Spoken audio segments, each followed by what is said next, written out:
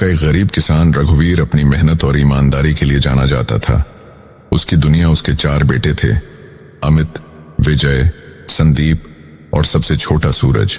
तीनों बड़े भाई पढ़ाई में अव्वल थे, लेकिन सूरज का मन पढ़ाई में बिल्कुल नहीं लगता था।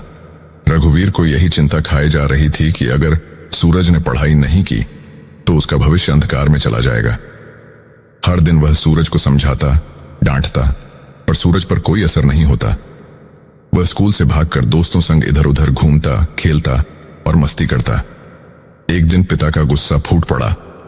उन्होंने सूरज को जमकर डांटा और कहा, अगर पढ़ाई नहीं करोगे तो मेरी छाया के नीचे मत रहना, निकल जाओ। इस घर से गुस्से में सूरज घर छोड़कर निकल पड़ा। उस वक्त उसकी उम्र करीब 14 साल थी। उसे लगा कि इस दुनिया में कुछ भी करना आसान नहीं, लेकिन अगर सीधे रास्ते से काम नहीं चले तो उसे कांड करना पड़ेगा। सूरज भटकता भटकता एक रेलवे स्टेशन पर पहुंचा।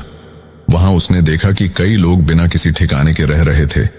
कोई भिखारी था, कोई चोर, कोई उठाईगीर।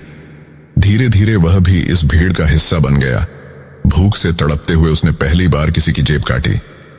डर था, लेकिन पेट की आग ने उसे सब भुला दिया। फिर धीरे धीरे उसने चोरी, झगड़े और मारपीट करना सीख लिया। वह खुद से कहता, इस दुनिया में ईमानदारी से कुछ नहीं मिलता। अगर कुछ पाना है तो कांड करना पड़ेगा। एक रात जब वह एक बुजुर्ग आदमी की जेब काट रहा था, तभी किसी ने उसका हाथ पकड़ लिया। वह एक संत थे, जिनकी आंखों में गुस्सा नहीं बल्कि दया थी। उन्होंने कहा, बेटा, कांड करके तू कुछ दिन जी सकता है, लेकिन जिंदगी नहीं बना सकता। सूरज हंसते हुए बोला, बाबा, दुनिया में ईमानदारी से कुछ नहीं मिलता। अगर बड़ा बनना है तो कुछ बड़ा करना पड़ता है। संत मुस्कुराए और बोले, बड़ा बनना है तो कर्म करो, कांड नहीं। मेहनत से जो मिलेगा वो तुझे सुकून देगा, लेकिन गलत रास्ते से जो मिलेगा वो तुझे कभी चैन से सोने नहीं देगा। सूरज को संत की बातें बेमतलब लगीं और वह वहां से चला गया। लेकिन अगले ही दिन कुछ ऐसा हुआ जिसने उसकी सोच बदल दी। सूरज एक दिन स्टेशन पर एक बूढ़े आदमी की पिटाई कर रहा था ताकि उसके पास से पैसे निकाल सके। तभी पुलिस आई और सूरज को पकड़ लिया। थाने में बैठकर उसे समझ आया कि यह कांड का रास्ता सिर्फ जेल की ओर जाता है। वही संत उसे दोबारा मिले और कहा, तू अब भी बदल सकता है। मेहनत से जीना सीख, सही रास्ता चुन। सूरज की आंखों से आंसू निकल पड़े। उसने फैसला किया कि अब वह गलत रास्ता छोड़ देगा। सूरज ने रेलवे स्टेशन छोड़ दिया और एक ढाबे में काम करने लगा।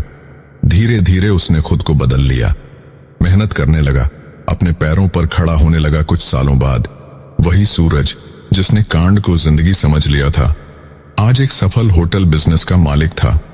जब वह अपने गांव लौटा तो पिता ने उसे गले लगा लिया और कहा, मुझे तुझ पर गर्व है बेटा। सूरज ने मुस्कुराकर कहा, पापा, मैंने समझ लिया कि जिंदगी में कांड नहीं, कर्म करना चाहिए।